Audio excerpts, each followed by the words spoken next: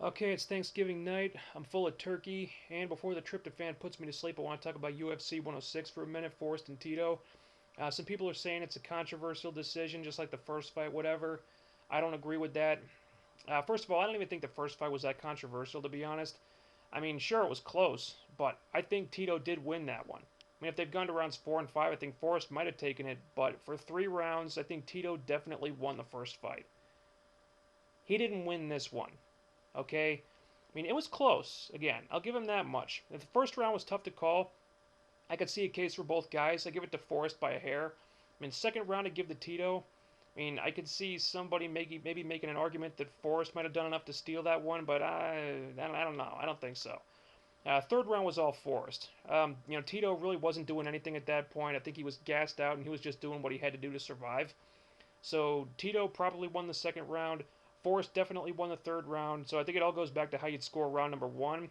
And like I said, it was close, but in my opinion, Forrest Griffin won that fight. Now, I don't agree that he won it 30-27, but 29-28, yeah. Now, of course, Tito said afterward that he got robbed.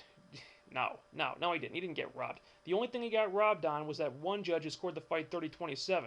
Because I think Tito did win the second round, but after that, he was just done.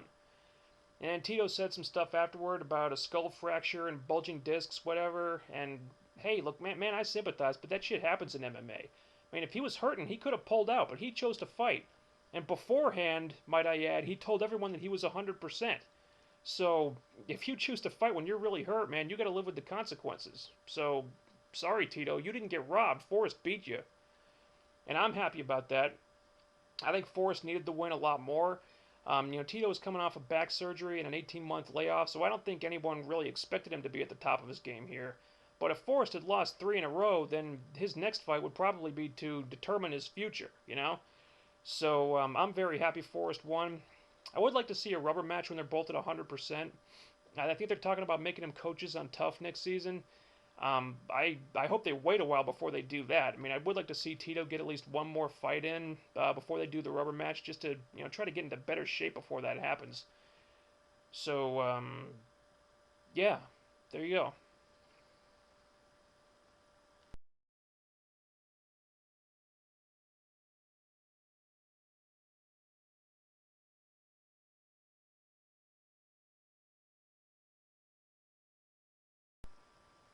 All right, I'm out of my tryptophan-induced coma finally.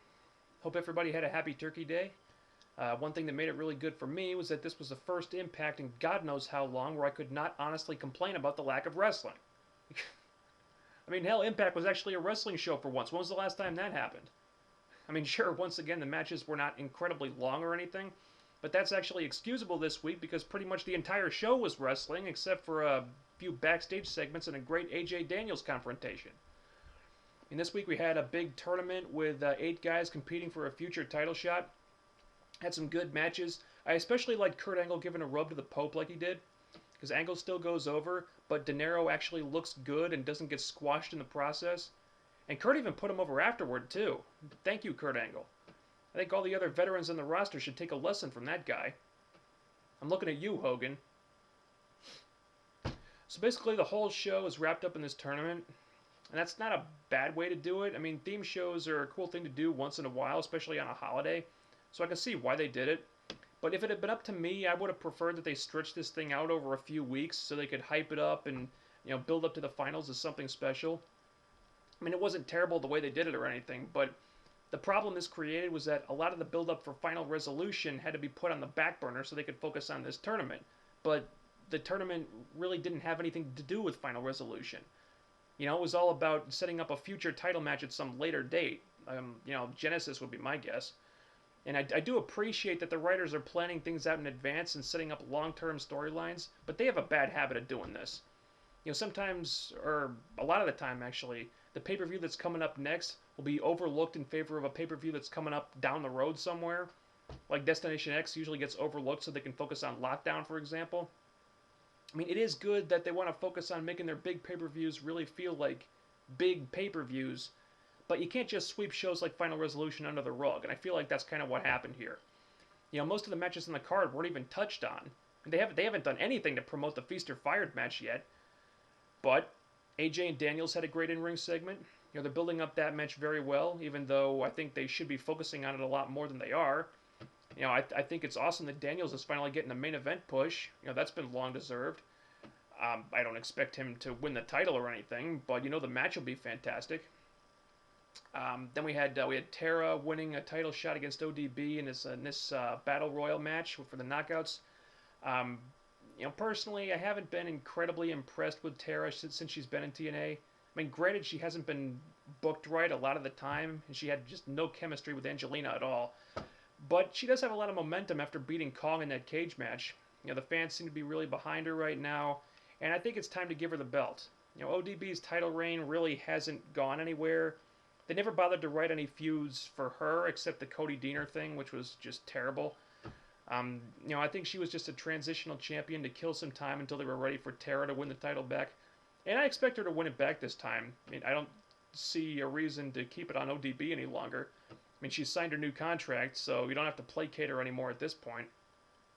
And Kurt Angle, Desmond Wolfe, that one was hyped up as well with, Wolfe being so focused on Angle that he gets himself DQ'd in the Lashley fight, the Lashley match, and then coming out later to cost Angle the match with Robert Roode. I can't wait to see that rematch. It's going to be tremendous. And also, I liked how they had Tenay and Taz arguing about whether Angle and Wolf from Turning Point was the match of the year, or whether it was AJ, Joe, and Daniels. I mean, they really should have been doing that on the first show after the pay-per-view, and every show since then, for that matter. But I think everybody's already been over how TNA kind of dropped the ball on making Turning Point seem like a big deal retroactively, so I don't think I have to go over that again. Aside from that stuff, there were a bunch of segments with Foley trying to figure out what Hogan's up to. I think they're overdoing those, honestly. I get that you want to do Foley versus Hogan, but you've also got Foley in a pay-per-view match next month, I think, that you need to be focused on as well. Granted, I don't think anybody even cares about that match. I sure as hell don't. It's just Abyss and Stevie Richards again. Still, this feud just won't go away. Just in this feud, please. But I don't think anyone cares about the match, but you still need to hype it up. Although I did love Foley interrogating Kevin Nash about who Hogan was bringing in with him, just because that crack that Nash made about Brian Knobbs was hilarious. Between you and me, if it's Knobbs, I quit. That was priceless. I love that they treated the Knobbs thing like the complete joke that it is, because Hogan has been talking about wanting to bring in the Nasty Boys, which is absolutely ridiculous. Because if you saw him in those Hulkamania Tour promo videos, then you know Brian Knobbs has got to be close to 100 pounds overweight at this point. Seriously, the guy has 2 chins! 2 chins! To even suggest that Dixie Carter would sign a loser like that, whether he's Hogan's buddy or not, is just laughable. So, that was pretty much everything that happened this week. Really don't agree with Bobby Lashley winning the tournament, though. Now, I would have had Desmond Wolfe win it, personally. And plus, there's all these rumors about Lashley, how he might be leaving the company to focus on Strikeforce full-time. And if that's the case, then maybe, they want to get what they can out of him while he's still there. Maybe have him put over AJ at Genesis or something. That'd be alright, I guess. I think AJ could carry Lashley to a good match, so I'm not against it. I just don't really see the point when you could go with Desmond Wolfe or Kurt Angle instead. But it looks like they're doing a Lashley heel turn, so maybe he's sticking around. I don't know. But if they're going to keep using Crystal, then she has got to work on selling. She's got to sell better. In that match with Abyss, she got hit in the head, and then she sold the ankle. And then when the match was over, she hopped right up, jumped up and down, and then she limped into the ring. And it was just awful. She needs to work on that really badly. So, TNA, thank you for all the wrestling this week. Just remember, having a lot of wrestling on a show does not mean you have to forego pay-per-view hype. The two things are not mutually exclusive. You can do both. And that's going to be it for me. Check out the American Wolves versus the Young Bucks in the Ring of Honor TV show on HDNet if you missed it.